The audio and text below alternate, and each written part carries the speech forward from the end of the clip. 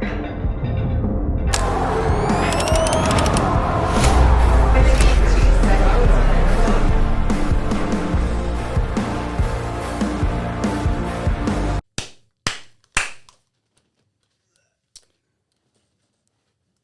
right, we are on today with Dr. Mattie Betts. Today I get to be a doctor. Yeah. Is this your third or fourth time on here? Maybe my Fourth. time. Yeah, you've been on. You're a semi-regular guest now, so. I wear a lot of hats. That's pretty much it. Yeah. So we usually do like a kind of a post-comp season meetup and see how that all went with you, and could you go through most of the layers of that. Yep.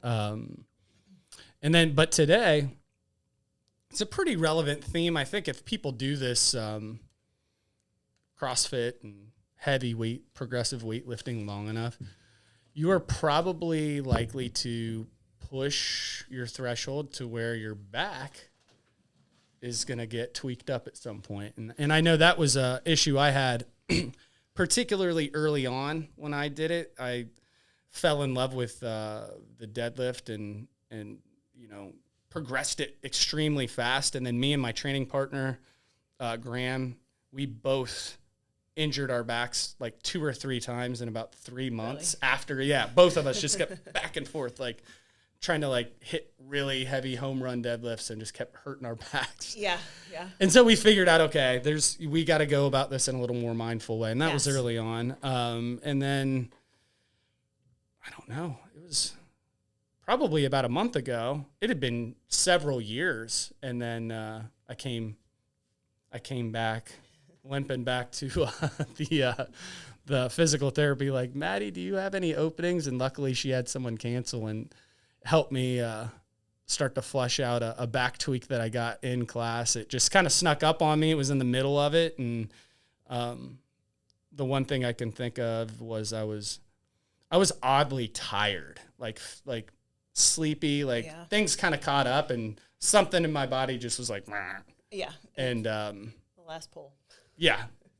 But yeah, I'd love to just hear, like, you get started, and me and Dave have plenty of experience with this. So. I know, and many excited. anecdotes, lots of we can jump in all experience over. working with clients. Yeah. This could be 4 hours. But. Yeah. We'll just try to contain it to 30 minutes. But any questions, personal experiences, and I think knowing both of you and your histories of back injuries, if we just look at those specifically, one thing I can say is you guys were both very smart in going personally within yourself and figuring out what happened and not being scared of it, but then building a resilience to continue the fitness after that, which in the grand scheme of things is kind of at the end of this podcast, if I could say, hey, these are the things that I think people could do to reduce their likelihood of chronic back pain. That's one of the things that is just, as I've treated now for almost 17 years, and for some reason the spine has always been something that made sense to me, and I've had a passion for, somewhat because my own back has been problematic in the past. I can tell my story a little bit later, but as I continue to figure out my own body and how much each back is so different from everyone that I treat, it really is a personal journey that needs to be guided by a physical therapist or a book or any kind of knowledge that you can dive into on that end. And I think both of you have done an amazing job of doing that. And from the time 11 years ago when you hurt your back versus this last time, because of the resiliency you've built in there and the work you've put into that, I can almost guarantee you, unless you're in a very traumatic accident, your back will probably never go back to that initial injury level. And that's something that I think having confidence in and kind of knowing now the physiology of how that works, these little tweaks can come and go, and they're going to, but that's never going to escalate. And I think that's some of the psychological and emotional factors that come in with any injury, but especially a back injury. If you've had a bad one, you never want to do that again. You just never want to do that. So in my current state, I get a lot of backs that are chronic. I'd love to like kind of dive in. Dave has had 2 of my clients from the past that have come in from being desperate of back pain. They had surgery. The surgery didn't correct a lot of their problems. Some of them, yes, but a lot of them, no. And they knew that life offered more. They walked into my office and said, I'm willing to do whatever we need to do. Salem, Matt. Yep. And then there's multiple others, but these are people that I probably treated for a year to figure out what their cause of pain was, how we're going to fix that, got them out of pain, and then now we need to get them to be fit, resilient humans, and they wanted that so bad. And Dave was the perfect handoff because he's been through this. He's very, very smart in his training, love his philosophies. He can dial back, he can dial forward, whatever he needs to do. But these are probably 2 of my favorite stories about the progressiveness and the amount of time it took to get these people to where they are. And it does take time when you have really, really deep, like a disc issue or back pain that's just been going on for years that you haven't gotten under control. All that to be said, when we're kind of dividing back pain up. We have the acute back pain, which is like Brandon's deadlift. I strained it, shoot. It's not, I can still walk. I'm moving around, but I can tell I don't want this to go anyplace bad. So we have this acute back pain that has really no history before it. Maybe we're looking at like a muscle strain, more of like a ligament pull, not a disc herniation or anything like that. But it's something that will clear up a little faster. And then you have your chronic back pain that when these people walk into my office, I'm very realistic with them. I'm like, this might be a year to get you back to where you are. Now, does every week, every month get better along that line? Yes, it does. But in a year, let's see where we're at. And I guarantee if you look back, you would have thought this life was never possible. And that's just kind of the grand scheme of the back patients that walk into the affiliate office, my office specifically. But because of these long-term back patients that I've had before, I've taken people, multiple physicians actually, that don't want to have back surgery. And I look at their MRIs and they have discs hanging off their vertebrae into the nerve root below them. Their leg is completely numb and they're like, I'm not going under the knife. How do we fix this? And those journeys to me with those people, I can't look at them and be like, this is the program you're going to be on and it's going to work every time. It's very personal. I've got a time machine you can fix this. Yeah, exactly. We'll just go back in time instead of forward. But forward is definitely an option. But every case of this is so personal. And if you can figure out what causes your pain, what relieves your pain, and almost all back injuries have some sort of mechanical attribute to them that we can figure out what produces it and what takes it away. The minute we figure those 2 things out, your freedom just opened up a lot and your healing process can begin. So that's kind of where we start. And it doesn't sound like fun. If you come to my office, the first visit is like, everyone walks in, they're like, please fix me. Like, well, in the first 2 or 3, we're going to figure out what makes you feel worse. And then we're going to figure out how to take your pain down. And then we're going to build this strong back. And the other thing that we build onto this is my favorite thing to tell people is that as humans, how we are built to function is that our ball and socket joints are meant to be very, very mobile and very, very powerful. Our spine is meant to be very, very stable and be a force transductor. So we're meant to move in our hips and shoulders, wrists and ankles. We're not meant to move a ton, especially under load in our back. So this just kind of flips the table on where mobility needs to come from. I think most people walk into my office, and you guys probably hear it a ton too. My back is tight. I'm stretching. And when in reality, that tightness feeling is your body or your nervous system trying to kind of get you to stop moving, strengthen that area, and get the relationship between your hips and your back to be a much more relational situation where they do opposite things but help each other a ton. One of the highlights of my career was I got to listen to Stuart McGill speak at a conference for a couple of days, and this was probably my first year out of PT school. And I don't know if anybody knows who he is or what he does. I've heard of him. Yeah, I've ran across some of this stuff. Yep. He is my PT crush, and if you ever see a picture of him, you're going to be like, you're psycho. He looks exactly like Albert Einstein. Like Sam Elliott, who's got a big mustache. Oh, yeah. Yes. Yeah. He's, but to hear him speak just lit up my world, and it made the spine and the body make sense in a way that I've never heard it before. And I've been obsessed with him and his philosophies ever since. Now, is that philosophy the right thing for everyone? No. I've learned other things that other people need to know and to do and use in my tool belt. But he really, really solidified the fact that of the hips being powerful, the back being stable, and these different things that we have to kind of merge together to get this fully functional athletic body.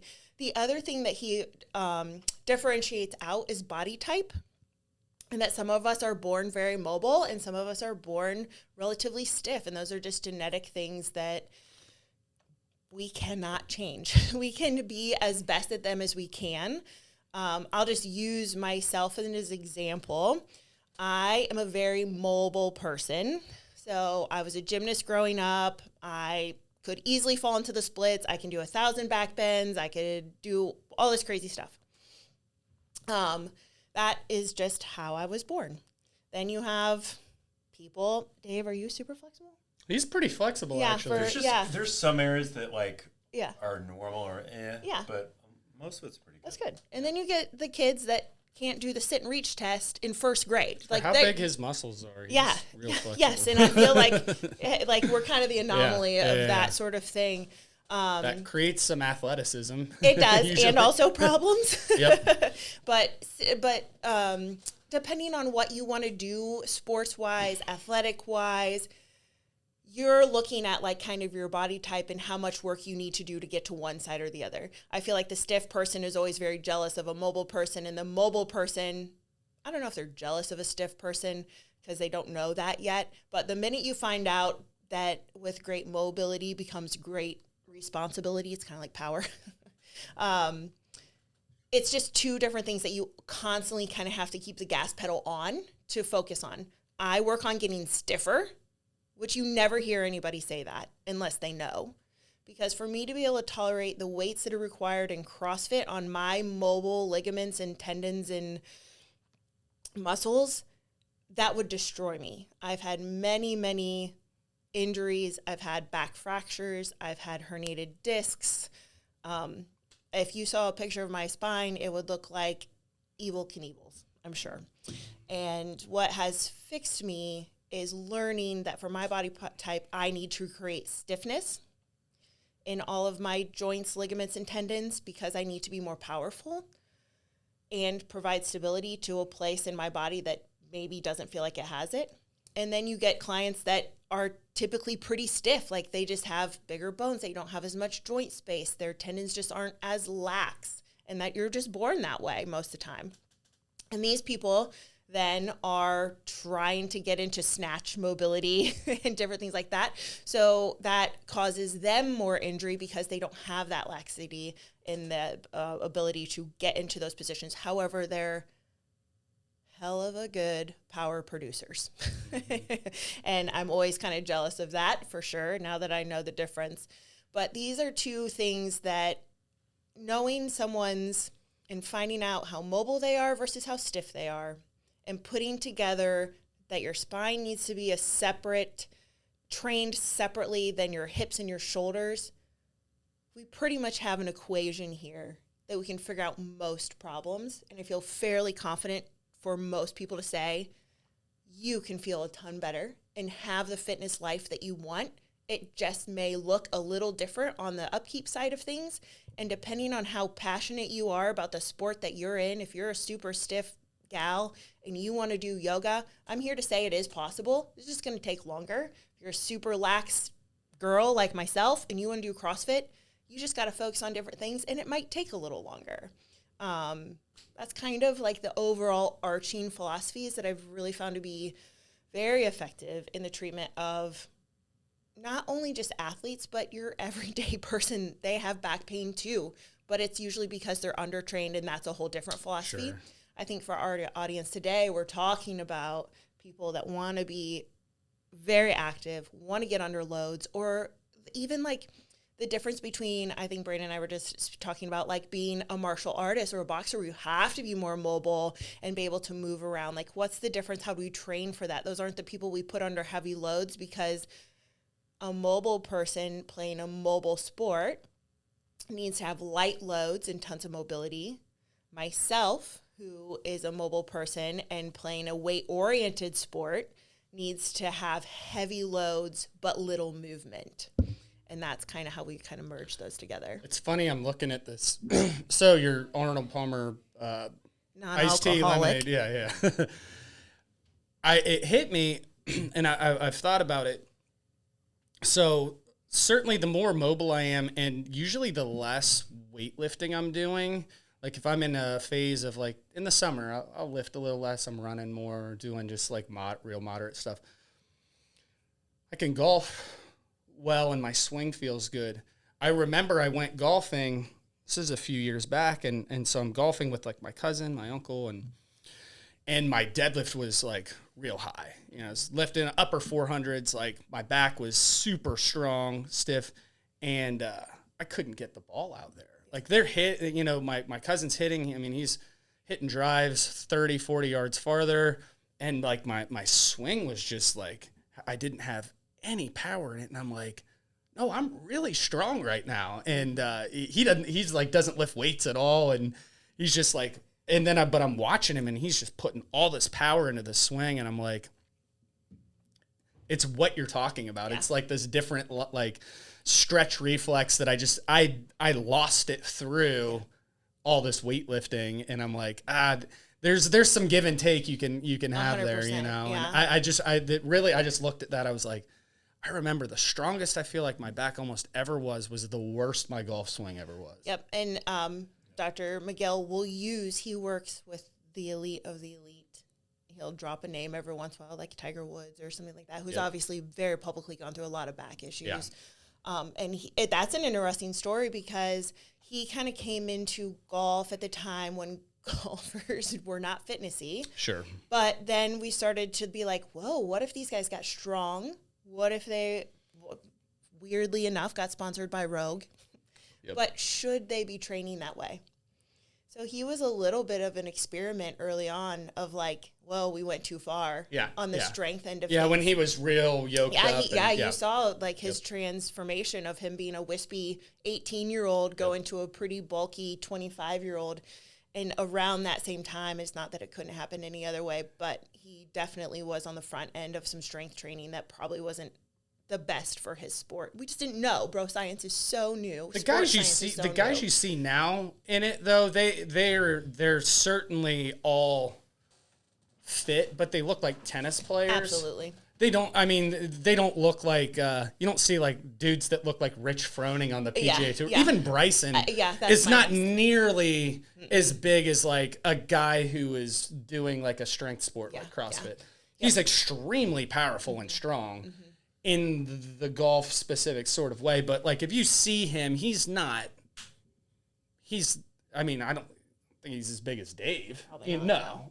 I mean, he's like, they're like to everyone else who does that, but they're like, he is this jacked. I'm like, relative to the Tennessee looking guys that are playing the sport, it's a specific type of strength activity. Yeah, for sure. Yeah, it's like golf specifically, I had a lot of experience with that in my 20s, like having back pain and stuff. But just the idea that like, you know, you want to be strong, but applying it to whatever sport you're doing is very like crucial. Like there's so much, you know, with golf, obviously there's hips, there's many things, but that flexion and rotation and extension of my spine, like if that musculature gets so rigid and locked in that I can't do this, or I don't actually use those movements somewhat in my training, you're just going to be so stiff. Yeah. I think it was kind of the opposite of what we should be doing. Yeah. If, you know, and probably me in my 20s, I golfed a lot more in my 20s, and I was probably maybe a little thicker than I am now, and I was just coming off of college football and stuff. I had a ton. I mean, I had a ton of injuries playing football in college, so that's part of it. The reason why golfing is very painful in my 20s, but I have no problem playing it now. Yeah, just because it's been a long lifetime of like self-experimentation, having injuries, and like training to be like have a rigid spine when I need it, lifting weights, but train it in all sorts of positions to create, what's the word I'm looking for? Resiliency, anti-fragile, all this stuff like that. So, I'm not going to load a terrible position with the spine too much, but a little bit so that when I get out of position, it doesn't go haywire and have a spasm or like, a herniation or a fracture or whatever. So it's like, moderately loading with moderate intensity, some weird positions, but save your strong lifts with a rigid spine. But that just took a long time of like, seeing you and listening to what other people had to say and following other, specialists like Stuart McGill and other people, and just how to train, because that was such a big part of the last 20 years since I was 19 of like things that would really just ache on me and hold me back in the gym, which is this reoccurring thing. And the more I've learned to like just kind of get it in weird positions or do different things to it, and expose it to various positions with weights and things like that, the better it's felt. Yeah. Especially with low backs, that is so scary to people. And when I think now it's a lot more mainstream, we got to strengthen. And when I say to strengthen a low back, I do want your core muscles to be strong. I definitely want your back erectors to be strong. But what I'm also talking about, and to speak to Dave's point too, is getting in these weird movements, loading them, and getting your body used to them under a load. What that's doing is it's strengthening your ligaments that surround your spine, is strengthening the tendons that attach the muscles to your spine, and it's also strengthening your bones. So when we say strength, I think most common people would think muscle, muscle, muscle. But what we're really doing is bulletproofing every other structure that's in there to these particular positions and loads you want to be in. And it probably, I'm going to say a lot of things were life-changing in my life, but this particular concept, when I started to step into the gym and think about my hinge and my deadlift, my hinge and my squat, my accessory work, as not just strengthening my back muscles, but applying a load to ligaments, tendons, and the fibers around my discs, you can strengthen your discs, is so important that when that form that I knew that I was loading what I needed to in that way became a practice, I can't tell you how long it was before I had to step back because I did injure myself. It was just a completely different way of thinking about things that led to a lot more athleticism, focusing on form, muscles getting stronger, a big body connection, but then also that resiliency that just keeps these big injuries at bay. And when things did come up, a small tweak here and there, it was weeks, not months, not years. Yeah. Like I just had one a few weeks ago when we traveled down to Charlotte. We had that I sent you the picture from that gym down there, and I was like, oh man, they got these big sandbags, and like I'm just picking one up off the ground. It's a little, it's not this perfect, deadlift position with the bar right by my shins. It's a little bit out there and maybe a little flexed over. I kind of pulled it, and it was like a really heavier bag, right? And they felt a little twinge in my back. I was like, oh crap. I was like, that's gonna hurt for a week. But I think before it would have hurt for a long time. But I was able to continue working on it. It was very tight for the next week, but I was like, that's fine. But I don't think it was as bad as it could have been before. Yeah, and sandbags are a great example of super odd objects that we need to learn to pick up in a rounded back position, because that is a bag of mulch. That is a sleeping child. That is this. So we can't always be perfect. And I think that when you're learning a sandbag, there's definitely a way to learn it safely. And you're not going to start with a 500-pound one or the 250-pound one. But we have to get in these positions in load and learn to stand them up in a way that these tendons, ligaments, and vertebrae are like, not a big deal, dude. You do this all the time. And to gradually dose that in to become so resilient to those things. Cool. So one thing I wanted to kind of touch on, and it's something that I don't talk about a ton, that there certainly is this lingering nervous system component that I'm really into, because when I hurt my back back in 2010, it shut me down in like a bad way, like a life-changingly bad way, where I tweaked it like twice in a couple months. And then I remember jumping up on a pull-up rig to like demonstrate something when I was coaching a class, and I dropped down, and then I had like a big back spasm. And then after that, it sent me into this like 4-month like spiral of horrible like double lumbar like spasming. Every day was like rolling out of bed like a hot dog. I lost a bunch of weight. I got down to like 160 pounds. I couldn't bend over. I was getting MRIs and stuff. And so a member introduced a book called Healing Back Pain from John Sarno, and it talks about like your mind-body connection and your nervous system staying connected to an injury. Yeah. And it essentially, the injury was healed, but like my body was holding on to it. I mean, I couldn't like bend over. I would like fall over from like a double back spasm. And I'm sure like that's that feeling oftentimes you have, 2 or 3 days after you tweak your back, where you're like, and it like, it's constantly just like grabbing you. And that went on for months. And I'm like, I think I've ruined my body forever. That thought where you'll probably have someone in your office, they're like, hey, if I could only deadlift 135 again, or just walk normal. I was having those kind of thoughts. And so I read this book, and then I got it on audiobook, listened to it several times. And I kind of had this epiphany. It was like a Sunday night. I'm like, oh, like I feel way better, like out of nowhere. And I lived probably 30 miles from the gym that I worked at. I drove over. I hadn't touched a barbell in 4 months, and I freaking worked in a CrossFit gym. I loaded up 135, and I did 10 clean and jerk singles. Like, turned the lights on at like 9 o'clock at night on a Sunday, and just did, boom, clean and jerk singles. And I'm like, I'm fine. I'm better. And I still had pain before I did that, and then the next day it was gone. And I went probably within 6 weeks. I remember I ran a 5K race, raced it fast, and then came back to the gym and pulled 405. Like within, a few weeks. And I'm like, my back is fine. And it was this nervous system connection that it had been stuck in a loop. And I've seen some members around here that happened. There's a guy, and I hope he doesn't mind me mentioning him, a guy named Mark, who I helped recently with this. He had been in my class. He'd been maybe back in the PT office a few times. And I could see something on his face. We were doing a workout, and he had loaded the bar with like 75, and he was trying to deadlift. Uh-oh. And so I introduced him to, I think there's better resources. That was the original book now. Yeah.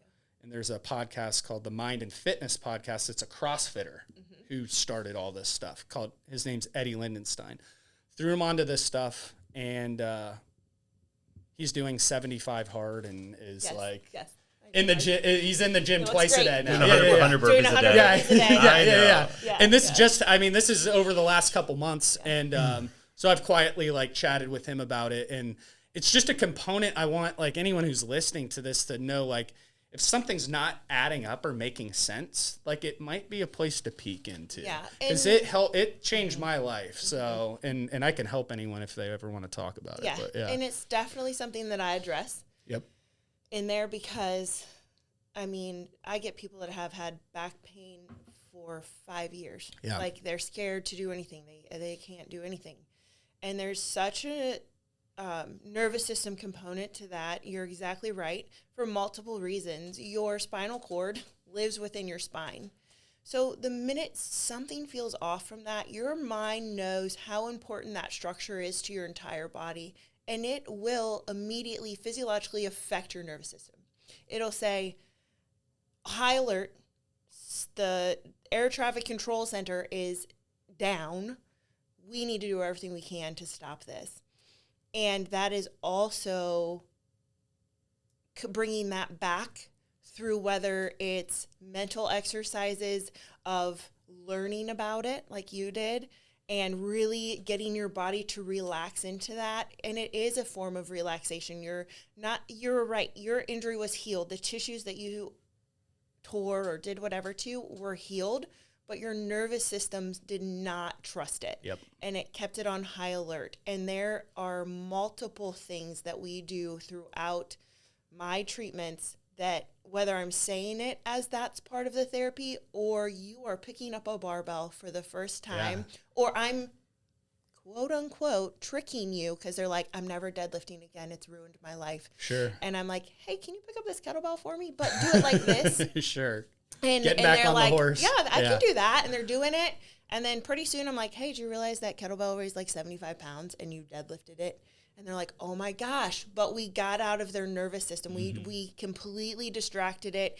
And there's a lot of times when if you're with a good healthcare practitioner, they have the ability to do that and to recognize that's the underlying problem here. Your tissues are healed, but your nervous system is a hot mess.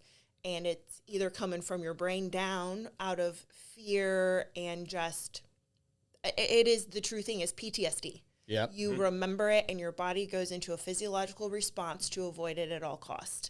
And we're fixing that through gentle movements, through mindset, whatever you can find in that capacity to calm that down. Interestingly enough, I had a Pilates instructor in yesterday, and they are our mobile, bendy, light muscles, things like this. And she's like, I can't touch my toes anymore. And I was like, that's weird. And she's like, yeah, my back hurts and I just can't touch my toes and it's all locked up. We laid her down on the table and I'm putting her foot behind her head and I'm looking at her bend over. I'm like, I mean, everything feels fine.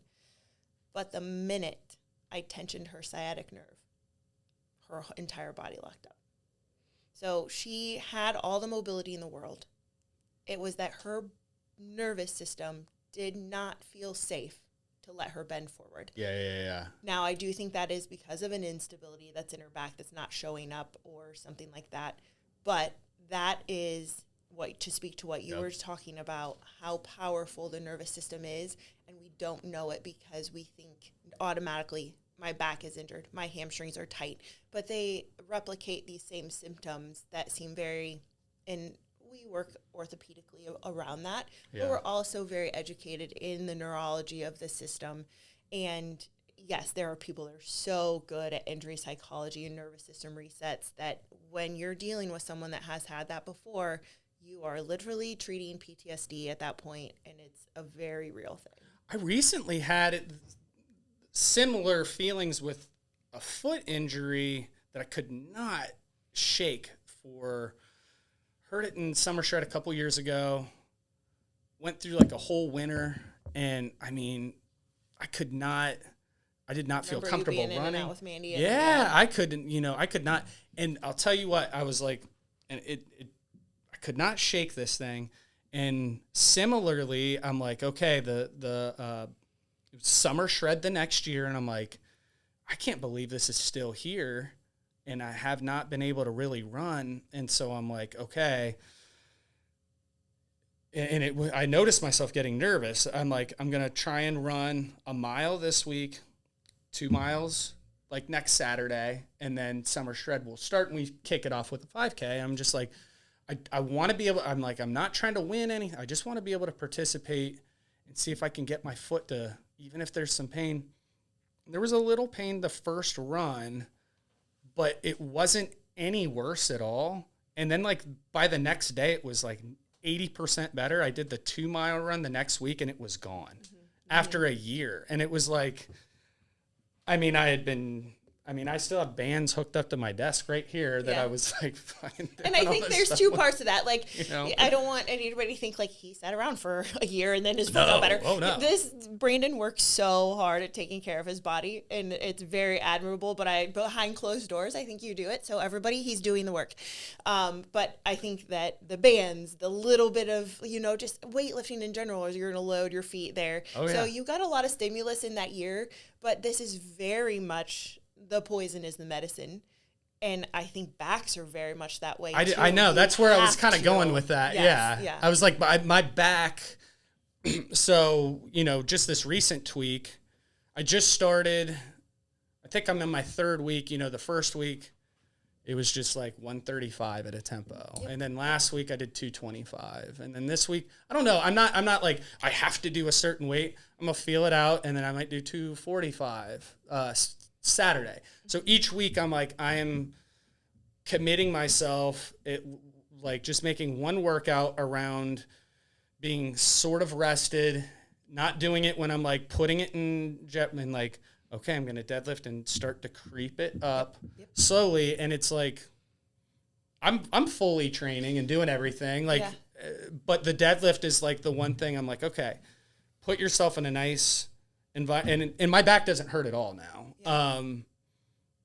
And like now it's kind of turned into this little bit of this leg thing. So that's another thing. I'm like, it's a puzzle. It's almost fun. Like, I hate to say it. It's like, it's not fun when you're hurting, but I love my job because I'm just a detective of the body. Yeah. I'm like, I love it. I love the pieces. I like figuring it out. Every once in a while, I'll just wake up in the middle and I'll be like, that's what it is on this person. And I'm a nerd, and that's why I do what I do. But yeah, I mean, in another life, I'm not going back to school for 8 years. I'm really into the physical therapy side of things. And like, I love being back in that area with you guys, and like, just because I see the people in training and really nerd out on all of it. So it's like a really fun thing. Like for me, like, I don't know. I met a PTA when I was in college who was one of the best therapists I ever had. And I spent time with him twice. I broke my ankle. We rehabbed it. And he had been in the boxing club at OU 10 years before I had been. So he would geek out on it because that's what I was trying to do and get back to. And then the thing was rotten, and I finally had surgery on it. And then I came back to him a second time. And he actually, like, I kept coming in, and it sort of went into almost like sport performance because he had like the shuttle. Yep. And I probably worked with him until like 2 or 3 weeks before this fight. I mean, I was running and stuff. I didn't need to be going into like his insurance physical therapy practice. I went for like 8 weeks. And we were like working. He had the band around my waist. I'm like, but that's a good physical therapist. He didn't be like, oh great, you can walk down the sidewalk. No. And he's like, no, this guy is not going to be finished until he can do what he wants to do. Yeah. So it was really cool, and like stopped by after I had like a boxing match. I'm like, I did it, and it was fun, but it got me really interested in the whole kind of psychology and physiology, but like every person's different. So absolutely. I would see different people. I remember I'm very young. I'm seeing different people in the office, and they're treating certain people different ways. And then like he was able to like push me, and then other people were like car accident people or things like that. And it was like, they weren't trying to get in shape. They just wanted to not be in pain. And, it was interesting, like how they approached each different thing. You have to, I think anybody that wants to go into physical therapy, they're always like, I want to be a physical therapist because I want to play sports all day. And I'm like, well, the reality of this is that you're going to get a couple 98-year-old women that just want to be able to get up and down out of their chair. And the majority of your life is that. But you do get these fun cases every once in a while, and you need to know how to handle them, and they are really fun. But I think it's cool about, like, your practice actually blends a healthy amount of, you guys have primarily a lot of athletes, but not all by any means, especially now. Yeah, we have really, really just put up the reputation for good quality care. Yeah. And as long as that person is committed to getting better, and we get the people that want to avoid the medications. They want to change their lifestyle. And we get to coach a lot of that, which is really fun.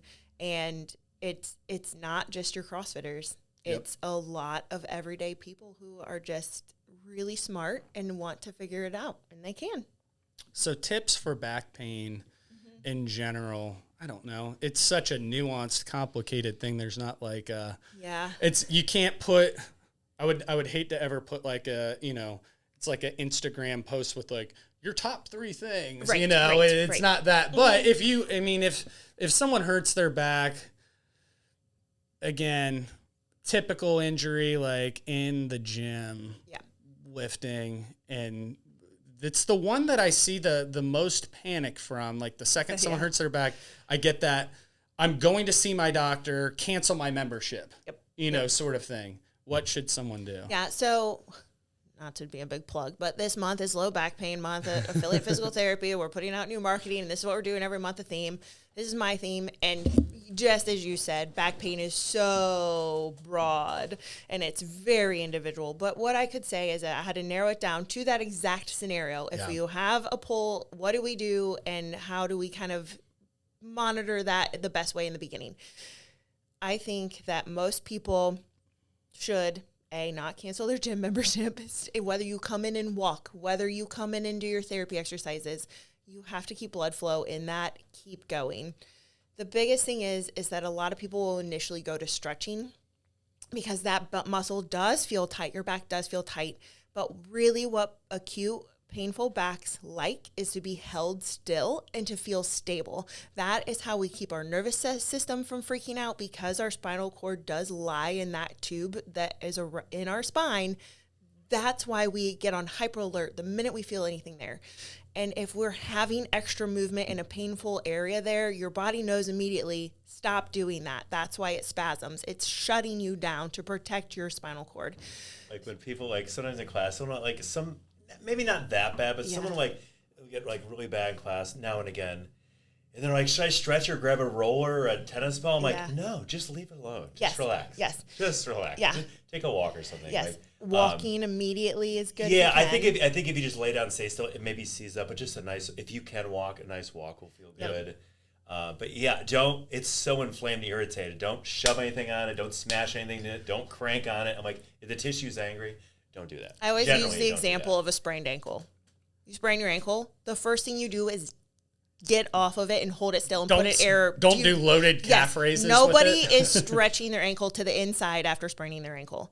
That's the epitome of the back. It just feels different, and it's a different body part. It's not right or wrong, and why we feel that is very natural. I remember trying to do reverse hypers right after I hurt my back. This is like way back when I really hurt it back a long time ago. And I remember I hurt, and I was so mad that I remember I'm like, I'm going to try, like, I don't know what the hell I was thinking. I jumped on a loaded reverse hyper, and started swinging that thing around with an injured back. Yeah. No wonder your nervous system is freaked out. I'm like, this is shut it down. This is the solution. I think I was like trying to like somehow in my mind. You weren't fully wrong. I think I was trying to like time right travel. Tool, bad timing. Yeah, exactly. Yes. I needed to wait a week or whatever. So it's hold it still, and literally I have 3 posts that I'm putting out this month, which is a dead bug, a reverse plank, and a pail-off press, which are 3 very simple isometric movements that if you walked into my office, I think I gave you the face-up plank. Yep. I said, hey, why don't you just hold this for a little bit, or go out on the reverse hyper and just hold that position. Yep. Get blood flow into it. Make sure your back feels very safe, very stable, and you will start to calm that down. Now, there's various injuries that you could have in that moment that you've lifted that barbell and that caused that. If it's a simple strain, that'll clear up in a couple of days or a week. If it's something more serious, we're probably going to have symptoms that progress. But either way, in those 3 movements that I'm posting, you're always doing the right thing, whether you know what it is or not, until you can see somebody that can tell you what it is and how to more specifically address that. These are 3 things that are safe for every back to do and will get you on the right track right away. I like that. That's a good place to put a fork in it. This is a fun one. I like back. I like geeking out on, I don't like back pain. Nobody does it, and I will reverberate what you said. But it is like it's a topic that I like talking about because I've seen it, throughout the years. It's always lingering. It's always ready to strike. Mm-hmm. Mm-hmm. I'll put a lot of years between them and I've got it figured out, and then I think that's a good sign. Yeah. I was having a ton of, granted, that was like maybe pushing when I was younger, competing in CrossFit. I had some interest in college playing football and just getting car accidents every play and not really knowing what to do at the time, how to treat it, how to lift probably properly. During the time competing, would injure more just kind of constant inflammation, irritation. But the smarter I got about things, the greater the distance between those, somewhat catastrophic events. I think the last one I had that was really bad, maybe 19 or 20. We were still at the old place in Gilmer, and I had to see you and get it needled, and I was like wake up in the morning like rolling up. I was like one of those times. Every time you heard it, really bad like that, you're like, I'm done. Yeah, it's broken. Yeah. And you're like, and I know that it's probably not, but it's so painful and it's so seized up that you're like, it's definitely broken. Yeah, I'm gonna need surgery. I'm done.